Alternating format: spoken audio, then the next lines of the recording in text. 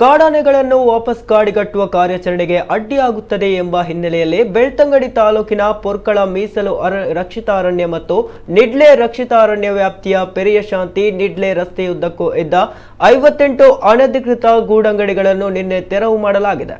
ಕೊಕ್ಕಡದಲ್ಲಿ ನಡೆದ ಆನೆ ದಾಳಿಗೆ ಸಂಬಂಧಿಸಿದಂತೆ ಅವುಗಳನ್ನು ಕಾಡಿಗೆ ಅಟ್ಟುವ ಕಾರ್ಯಾಚರಣೆಗೆ ಅನಧಿಕೃತ ಗೂಡಂಗಡಿಗಳಿಂದ ಎಸೆಯುತ್ತಿದ್ದ ತ್ಯಾಜ್ಯವು ಅಡ್ಡಿಯಾಗಿತ್ತು.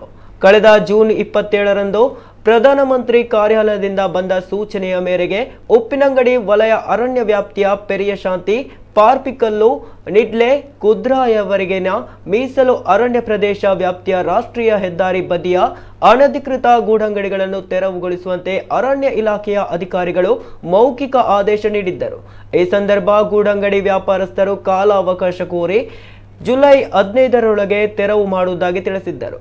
ಆದರೆ 15 ದಿನ ಕಳೆದರೂ ತೆರವು ಮಾಡಿರಲಿಲ್ಲ.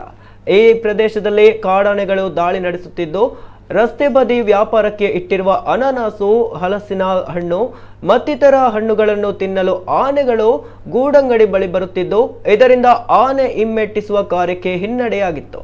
ಜುಲೈ 20ರ ಮಧ್ಯಾಹ್ನದ ಒಳಗೆ ಗೂಡಂಗಡಿ ವಾರಸುದಾರರೇ ತೆರವುಗೊಳಿಸುವಂತೆ ಉಪ್ಪಿನಂಗಡಿ ವಲಯ ಅರಣ್ಯ ಅಧಿಕಾರಿಗಳು ಸೂಚಿಸಿದ್ದರು. ಆಗ ಕೆಲವು ವ್ಯಾಪಾರಿಗಳು ಸ್ಪಂದಿಸಿ ಅಂಗಡಿ ತೆರವುಗೊಳಿಸಿದರೆ, ಇನ್ನು ಕೆಲವರು ಹಾಗೆಯೇ ಇದ್ದರು. ಈ ಹಿನ್ನೆಲೆಯಲ್ಲಿ ನಿನ್ನೆ ಬೆಳಗ್ಗೆ ಎಸಿಎಫ್ ಸುಬ್ಬಯ್ಯ ನಾಯ್ಕ ನೇತೃತ್ವದಲ್ಲಿ ತೆರವು ಕಾರ್ಯಾಚರಣೆ ನಡೆಸಲಾಯಿತು. ಈ ಸಂದರ್ಭ ಪೊರ್ಕಳ, ನಿಡ್ಲೆ ವ್ಯಾಪ್ತಿಯ 58 ಅನಧಿಕೃತ ಗೂಡಂಗಡಿಗಳನ್ನು ತೆರವು ಮಾಡಲಾಯಿತು.